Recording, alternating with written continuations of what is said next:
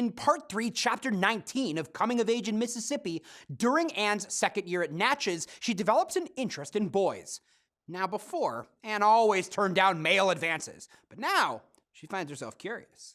She begins dating a well-liked male basketball player. Though she's happy at first, she soon grows disillusioned with how everyone at Natchez seems absorbed by their relationship, and her interest in her first boyfriend wanes.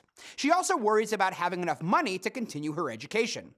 One morning, there's a commotion in the dining hall. Someone found a maggot in the grits. Anne enters the kitchen despite Miss Harris's protests and sees a leak seeping water onto the kitchen shelves. She leads the students in a cafeteria boycott. The students end up pooling their own money together to buy food for a few days. After the school president, President Buck, confronts Anne a few days later, the leak is fixed and the spoiled food discarded. But Anne feels the real problem is Miss Harris's negligence. She won't return to the cafeteria until Miss Harris is fired.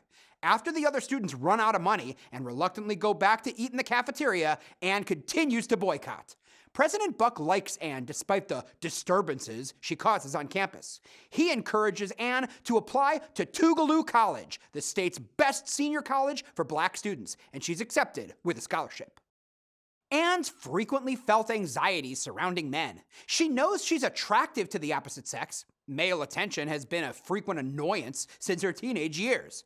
But once she explores her own sexual desires, she realizes her priorities lie elsewhere. Romance is less important to her than academics or civil rights. She feels more fulfilled as an agitator and activist than a college student with a boyfriend.